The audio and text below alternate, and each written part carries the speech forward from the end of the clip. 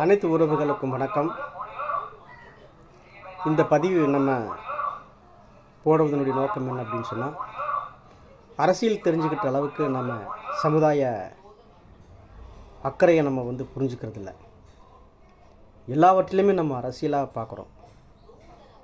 அரசியல் வேறு, ஒரு சமுதாயம் வேறு என்பதை நம்ம மக்கள் இன்னுமே புரிந்து கொள்ளாதவர்கள் தான் இருக்காங்க. இதை ஏன் நான் சொல்கிறேன் அப்படின்னு சொன்னால்,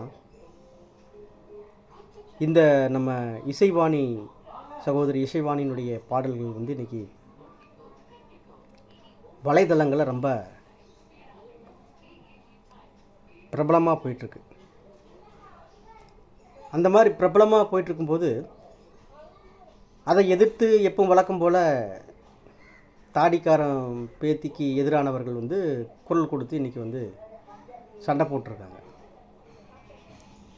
இன்றைக்கி எல்லாருமே ஒன்று சேர்ந்துட்டாங்க. நீங்கள் நல்லா கவனிச்சுக்கணும், நம்மளை திட்டுறக்கு எல்லாருமே ஒன்று சேர்ந்துட்டாங்க. ஆனால் இதே ஒரு மாதத்துக்கு முன்னாடி நம்ம நடிகை கஸ்தூரி ஒரு சமூகத்தை திட்டும்போது அவங்க சமூகத்தை சார்ந்தவர்களோட பெருசாக அவங்க எதிர்வினை ஆற்றலை. அதெல்லாம் ஒரு இதாக அப்படிங்கிற மாதிரி விட்டுட்டு போனாங்களான்னு தெரியல. அதே போல் அவங்க சமூகம் சார்ந்தவர்கள் கூட இப்படியெல்லாம் பேசக்கூடாது, இதெல்லாம் ரொம்ப தப்பு அப்படின்னு சொல்லி அட்வைஸ் பண்ணாங்களாங்கிறது நம்மளுக்கு தெரியல. ஸோ அதை ஒரு இன்சிடெண்ட்டாக எடுத்துக்கிட்டு அவங்க போயிட்டாங்க, உள்ளே போயிட்டாங்க, வெளியே வந்துட்டாங்க. ஆனால் இந்த இசைவாணி அவங்களுடைய கருத்தை பாடியிருக்கிறாங்க.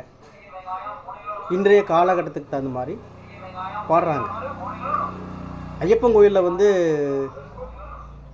பெண்கள் நுழையலாமா நுழையக்கூடாதா அப்படிங்கிறத நீண்ட ஒரு போராட்டம் இன்றைய வரைக்குமே நடந்துகிட்ருக்குது. அது சரியா தவறா அப்படிங்கிறது, அதை குறித்து ஒரு பாட்டு போடுறாங்க. இல்லாத ஒன்றை அவங்க ஒன்றும் போடலை.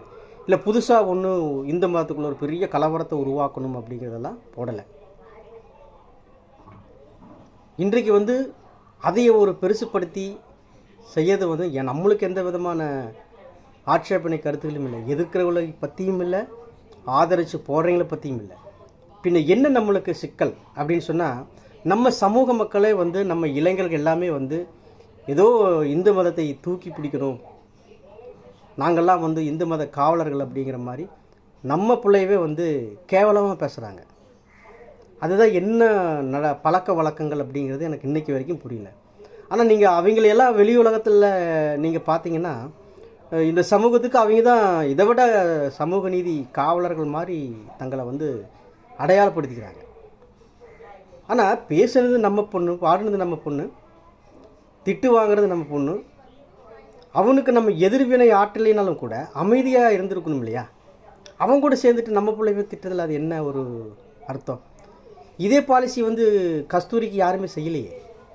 அவங்க என்னவோ பண்ணிட்டு போயிடுச்சுறாங்க, நம்மளுக்கு என்ன அப்படின்னு சொல்லி எல்லாருமே கடந்து போயிட்டாங்க. ஏன் தெலுங்கு பேசக்கூடிய மக்கள் கூட கலந்து போயிட்டாங்க. அது பெரிய யாருமே எதிர்வினை ஆற்றலை. ஆனால் நாம் மட்டும் அந்த கருத்தியில் நின்றுட்டு அந்த கருத்துக்காகவே வாழ்கிறதுங்கிறது என்ன ஒரு நடைமுறை? அப்போ நம்மளாம் ஜாதியாக ஒருங்கிணைக்கப்படணும், ஜாதியாக உருவாகணும், நம்மளுடைய ஒற்றுமை வலிமை அடையணும், நாம் ஒன்றா இருந்தால் தான் இந்த ஆட்சி அதிகாரங்களை கேள்வி கேட்க முடியும் அப்படின்னு பேசுகிறது, எழுதுறது, அதுக்காக குரல் கொடுக்குற அப்படிங்கிற பேரில் முன்னாடி வர்றது. அப்போ இதெல்லாம் என்ன அர்த்தம்? அப்போ உங்களுடைய உள்நோக்கம் என்ன? இந்த சமுதாயம் இல்லையா? அப்போ இந்த சமுதாயத்தில் யாராவது ஒருத்தர் பாதிக்கப்பட்டாங்கன்னா அவங்களுக்காக குரல் கொடுக்கணும் அப்படிங்கிறது இல்லையா? மற்றவங்களுக்காக பேசுவதற்கு எத்தனையோ பேர் இருக்காங்க. இன்றைக்கி இந்த மாதிரி தூக்கி தாங்கி பிடிக்கணுங்கிறதுக்காக அர்ஜுன் சம்பத்து மாவட்டந்தோறும் கேஸ் கொடுத்து ரஞ்சிதவே தடை செய்யணும்னு சொல்லி அவர் போராடுறாரு. ஆனால் நம்ம புள்ள பேசிடுச்சு, ரைட்டு, பேசிட்டு போகுது. யாருமே பேசாத கருத்து அங்கே பேசியிருக்குது இல்லையே. பேசின கருத்தை தன்னை பாட்டால் சொல்லியிருக்கு, அவ்வளோதான் விஷயம். எனவே நம்ம ஆட்கள் யாருமே அதை இப்படி கண்டுக்காதீங்க. அந்த கருத்தில் உங்களுக்கு ஆதரவு இருந்தாலும் சரி, அதில் எதிர்நிலை இருந்தாலும் சரி, கண்டுக்காமல் விட்டுருங்க. இன்றைக்கி அந்த ட்விட்டரில் யூஸ் பண்ணுறீங்க, போய் பாருங்கள். கஸ்தூரியை அந்த மாதிரி யாராவது நம்ம பசங்களோ இல்லை வேறு தெலுங்கு பேசக்கூடிய ஆட்களோ அந்த அம்மாவை அப்படி கேவலப்படுத்திருப்பீங்களான்னு பாருங்கள். ஒரு தயவு செய்து ஒரு நிமிஷம் போய் பாருங்கள். ஆனால் இந்த இசைவாணியின் பேரில் ஃபேக் ஐடியில் என்னென்னமா அசிங்கப்படுத்தி வச்சுக்கிறாங்க தெரியுமா? நியாயப்பிரகாரம் நம்ம மாவட்ட அளவில் நம்ம வந்து ஒவ்வொரு மாவட்டத்துலேயும் அவன் இந்த ஃபேக் ஐடிக்காரன் மேலே நம்ம கேஸ் கொடுக்கணும். அதுதான் நம்ம இந்த சமூகத்துக்கு காமிக்கிற ஒரு மிகப்பெரிய பலம். அப்போ தான் நம்ம சமூகத்தின் பேரில் எவனாக இருந்தாலும் கை வைக்கிறதுக்கு யோசிப்பான். 3% அப்படின்னு சொல்லி நம்ம புலம்பிட்டு மட்டும்தானே இருக்கிறோம். இந்த 3% இருக்கிற ஒரு பொண்ணு என்ன பேச்சு நம்மளை எல்லாம் ஆண்டு அடிமையாகும் நினைக்கக்கூடிய சமுதாயங்கள், பெரும் பெரும் பெரும் பணக்காரர்கள், பெரும் பெரும் அரசியல்வாதிகள் எவனாவது வாயை திறந்தானா? இதுக்கு அப்படி தான், யாரா திட்டுறான்னு உள்ளே போய் பார்த்தா இவனாக தான் இருக்கான். அப்போ உனக்கு அந்த சமூக உணர்வு, ஜாதி உணர்வு எப்போ தான் வரும்? எப்படி வரும்? மதத்துக்கள் இருக்காது. நானும் ஒரு கிறிஸ்தவன் தான்.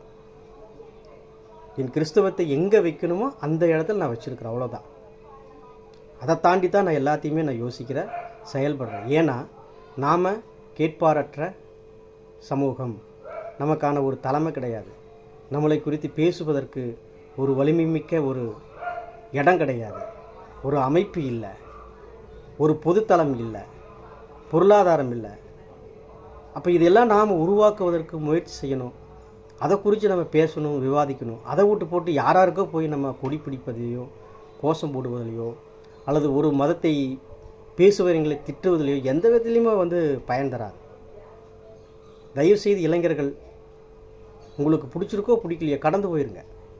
அது அவங்களாச்சு, பாடினவங்களாச்சு, அந்த கருத்துக்கு எதிர்வினையாற்றலாச்சு. நாம் அமைதி காப்போம். நம்ம பொண்ணுக்கு ஒன்றுன்னு சொன்னால் நிச்சயமாக விடக்கூடாது. நிச்சயமாக நாம் வந்து மாவட்ட அளவில் ஒவ்வொருத்தரும் கேஸ் கொடுக்க வேண்டிய ஒரு இருக்குது. தயவுசெய்து நீங்கள் ட்விட்டரில் போய் பார்த்துட்டு வந்து எனக்கு பதில் சொல்லுங்கள், இது சரியா தவறா அப்படின்னு சொல்லி. எல்லாமே உங்களுக்கு புரியும். இதுவரை பொறுமையாக கேட்ட அனைத்து உறவுகளுக்கும் உறவின் முறை சார்பாக நன்றி, வணக்கம்.